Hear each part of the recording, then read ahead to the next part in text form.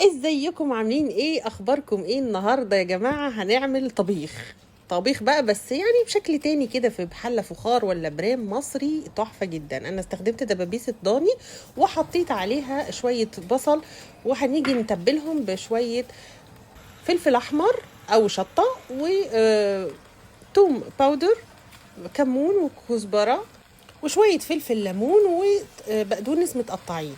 مش هنزود كتير التوابل عشان التوابل كتيرة في أي برام ولا فخار بتمرر جامد.